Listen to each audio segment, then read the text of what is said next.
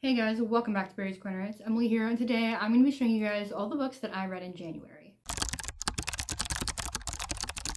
January is usually a huge reading month for me. Every single year, this is where I get most of my books in. Last January, I got 14 books in, and this time I only got 10, which is better than usual, but I'm also a little bit disappointed. But I did do a lot this January. I went to New York, I went back to college. So actually, a lot of these books aren't here, so I'll be stepping to the side a little bit so that you guys can see the books on the screen. But this reading month was insane. So let's get into the books. But before we do, please subscribe, comment down below, and like this video. All my social links are down in the description box below, as well as my Amazon wishlist if you'd like to give me a book.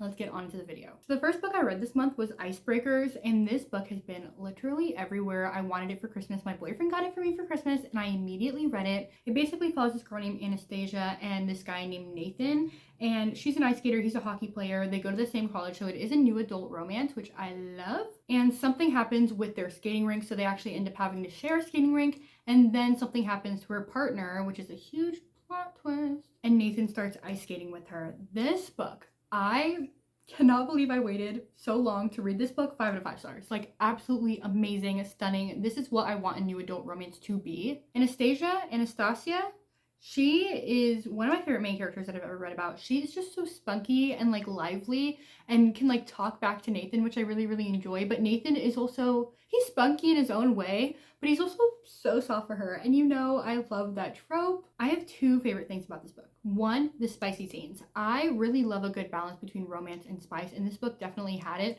The Uber scene in the back, oh my gosh, what was going on with them?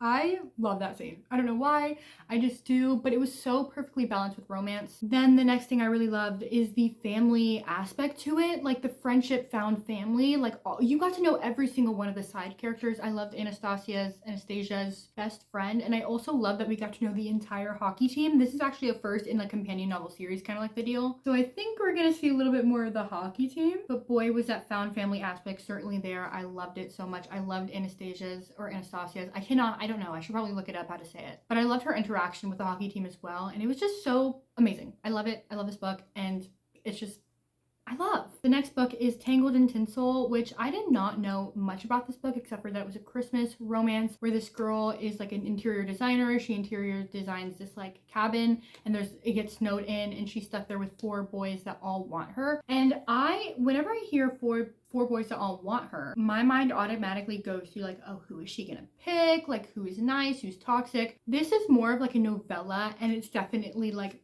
everyone plus her. It's not just her and one guy and like complicated feelings. It wasn't really like a romance novel. It was a spicy smut novel, which I did not expect going into this. And also, it's not typically the book that I like. I really love romance in my novels. The spice was 10 out of 10. And if you like the group setting novels like that, or just like novels like that in general, with the spice being the forefront of the story, then this book is for you. I gave it a 4 stars. I think it was written actually quite well, but I enjoyed it. I just was not, it's not what I usually go for, but if it is what you go for, I think you'll like it a lot more. Next up is Terms and Conditions by Lauren Asher. I read a lot of adult romance at the beginning of the month, but this book is the second in the Dreamland Billionaire series, where basically it follows 3 brothers, and their grandfather died and he owned Dreamland, which is basically the equivalent of Disneyland. And they each have a condition to fulfill before they can get their part of the company. So this book followed Declan, and he is the oldest brother out of the 3, and he has a lot of trauma. Basically, his condition was that he had to get a wife and sire an heir, and then he could become CEO. And he is very grumpy. He is so stoic, like nobody can get through him. He literally does not care about anybody. He's kind of an asshole. So he can't really get anybody to marry him, and his assistant's like, fine, I'll do it. Iris is such a badass. She's so spunky. She doesn't take any of his BS. I lived to be in Iris's perspective, like truly just how she saw the world, her friendship with Cal, which is the 3rd brother, which his book just came out, The Final Offer, and I'm about to read that book right now, so I'm very excited. But she was just so amazing, and then seeing how her work really affected her life and how he was making her life so hard, Declan, by the way, and I was just like, you know what? If we did not have Declan's perspective, I don't think I would be rooting for him. And honestly, that was one of the main things that made me give this book a 4 stars. We got Declan's perspective, and we could see like the little bit of him being soft poking through. But from Iris's perspective, we didn't see that on her side. So I didn't understand how she was really falling for him in the first place. He was such an asshole to her. And in his perspective, we saw like how his reserve was like, breaking and his walls were breaking. But like, sir, show it a little bit to the woman that you're trying to impress. And then since we only got to see it on his side, I felt like the I love you portion was just so quick. And I was like, sir,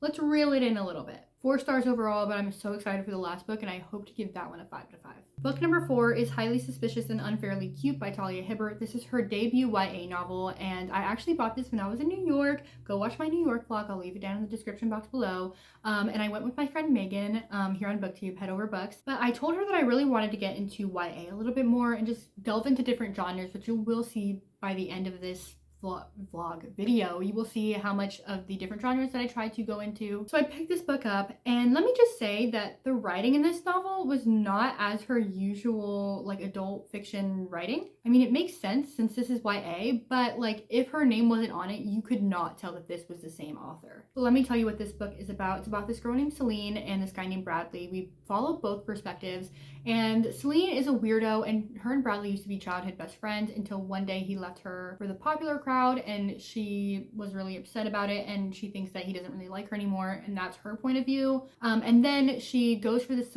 survival thing to hopefully get a scholarship and Bradley comes along and so they have to be in the woods together helping each other survive and maybe hate turns to friendship turns to lovers. And I really enjoyed this book in certain aspects. One thing I really enjoyed was Bradley's perspective. And first of all, dual perspective in YA, I was so excited about that because Talia Hibbert really brought that to the YA genre. I mean, YA books have that, but not all of them, not most of them. Most adult romance books have that dual perspective point of view.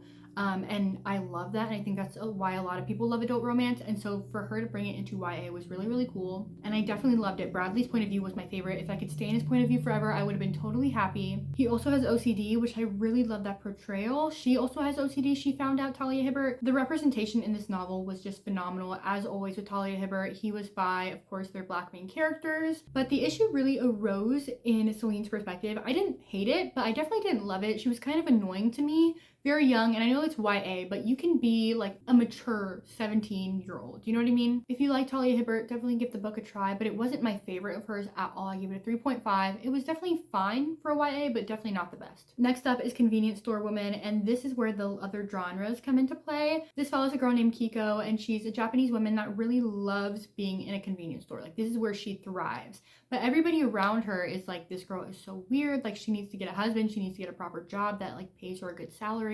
But she's like, hey, like I'm really happy where I'm at. Like, why do I have to move just because you want to? And I was really excited to get into this book because in the back it really talks about her mind being so weird and she's just not a traditional main character. So I really wanted to be in her perspective. And throughout the book, I was genuinely really enjoying it and the weirdness did kick in. There were certain parts where she would like see a crying baby and like her sister would try to shh the baby a little bit and she's like, I don't know why she's putting all that effort in when she could just like take a knife. And you're like, Kiko, like why are you saying that? I'm smiling even though that's so horrible because I loved how the author wove it through the novel or short story, novella sort of thing. The writing was phenomenal. Just Kiko's mind was really great.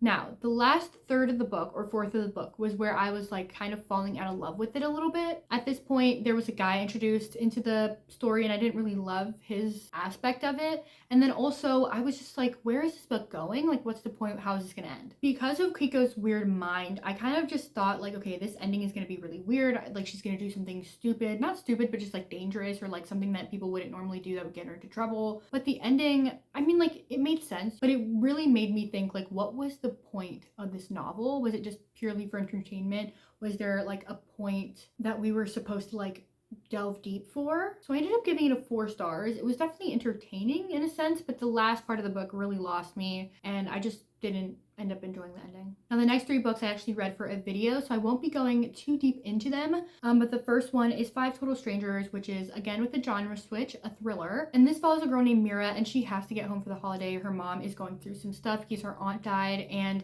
basically on her connecting flight there was a blizzard, a storm, and they canceled her next flight. So her seatmate next to her was like, hey, me and 3 friends are actually gonna go drive home, we can drop you off on the way. And she's like, you know what, fine, I have to get home finds out they're all actually strangers, they weren't friends, things in the cars are starting to go missing. And everybody is keeping something. She thinks everybody's lying. All I'm gonna say is that I gave this book a 4 out of 5 stars. This book was really, really good. For me personally, I think if you're really into thrillers, you might get bored at some parts. But one of my favorite things, and I'll keep it at this, is that the main character was very reliable. I've read a lot of thrillers that like the main character is very morally gray and like you can't really trust them along with other characters in the book. And I don't really like that. I like trusting our main character. And in this book, you kind of see her going crazy, but you know, like the one thing that she's holding on to is that she knows that she can trust herself, which I love. So that's just what I'm going to leave you with. I did really enjoy this book. Next up is The Simple Wilds, and a lot of you guys love this book, but still I won't be going into full detail. But it is about a girl named Kella Fletcher. Her mom and her father lived in Alaska for a little bit until her mom was like, I can't do this anymore. She leaves to Toronto, Canada, and the dad never really reached out again. So she doesn't really have a good relationship with her father until one day she finds out that he has cancer. So she goes back to Alaska to be with him. She meets this guy named Jonah, who's a pilot, and Jonah's kind of like mean to her. It's like, well, you never really came to go see him. And she's like, he never came to see me either. Like, what's going on? And, you know, they have a little romance. I think my favorite part, again, keeping this short, is the family aspect. That was my favorite part of all this. Her and her father, oh my gosh, my heart. But also her and her mother and her and her stepfather. I love that she was also protective of her stepfather in a sense. She had this loyalty to him. Jonah and her, on the other hand, I loved. Let me not say that. I did love them. I love them so much. The slow burn aspect I love. But there was like, I wanted them to start showing a little interest in each other a little bit earlier, even though it was a slow burn. Anyway, 4 out of 5 stars, really enjoyed it. And yeah, I think it's a series, like it continues on with her and him after, you know, they did do the long distance thing. So maybe I think I'll read that book too. Now the last book for that video was American Street by Abby Zoboy. This book was phenomenal, so good. It's a YA novel, not a romance novel. There's a little bit of romance in it, but not really. It basically follows this girl named Fabiola, and her mother are coming from Haiti to Detroit, and her mother gets taken by the immigration system, and so she goes to the US by herself. With her cousin, she meets her cousins and everything, but she doesn't really know them. She really knows her mother and wanted her mother, and so there's this grief and sadness that goes through her.